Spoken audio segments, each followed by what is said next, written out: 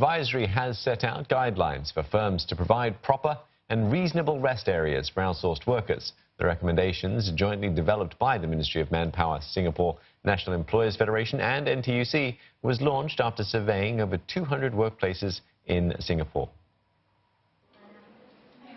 During her lunch break, 53-year-old cleaner Madam Lu takes a meal and chats with her colleagues at a rest area.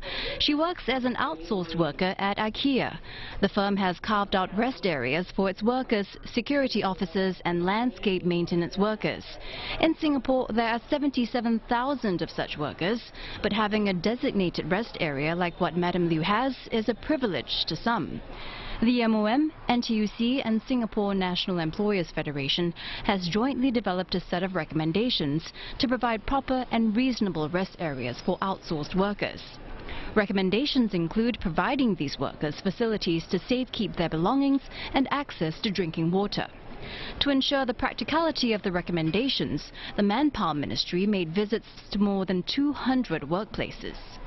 Facility service provider ISS says around half of the 1,700 companies it serves have rest areas for its workers, but it says improvements are needed.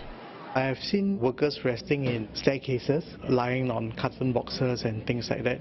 And some of them are resting in the food court, and then sometimes it's like a stigma because food court, there are people coming in to have their meals.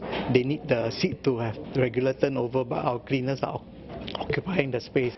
NTUC acknowledged the key challenges faced by companies such as space and cost constraints and hopes to work closely with companies to tackle those issues.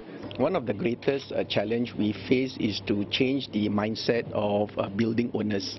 We need building owners to see outsourced workers as part of their extended family so that they could actually provide proper rest areas.